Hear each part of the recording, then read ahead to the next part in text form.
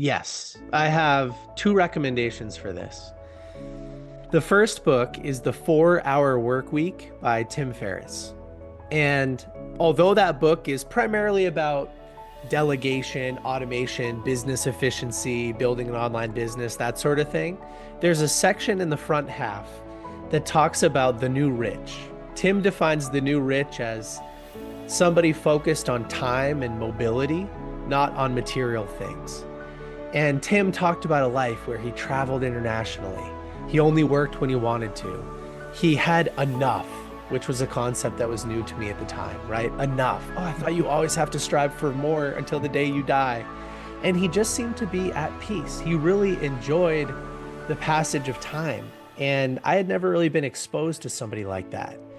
And he was one of the main inspirations for putting the pedal to the metal on book thinkers, right? I was working that 9 to 5 software sales job in the first half of my 20s. I was in a cubicle sometimes, although I had a little bit of travel. And he's one of the primary reasons that I got outside of that box, the societal norms that we talk about.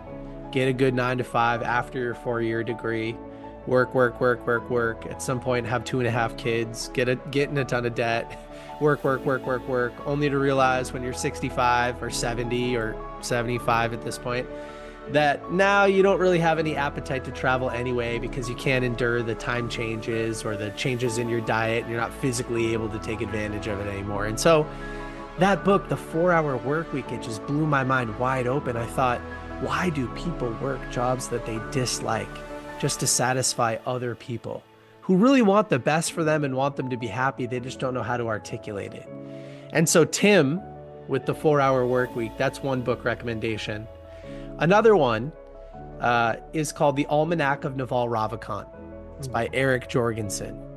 And he talks in that book about a ton of different subjects, but you highlighted something, which is that in the same thing in The Happiness Advantage, which is that oftentimes we pursue money first because we think that's the answer. We pursue money. Oh, I'll be a doctor or a lawyer or an engineer for a while. And then I'll make my money and my parents will be happy. And then I'll move on and do what I truly want to do in the second half of my life. But life gets tough. You get married, you have kids, your responsibilities grow, you get stuck in a siloed industry, and it's really difficult to pivot the longer you wait. And so he talks about reprioritizing, focusing on things like happiness first. There's a great quote that I love from an Indian monk named Gaur Gopal Das. And it says, it's not happy people that are grateful, but it's grateful people that are happy. Gratitude is the input. Gratitude is the practice. Gratitude is the thing you should focus on. And I would argue that that applies to the career choice that you make coming out of school as well.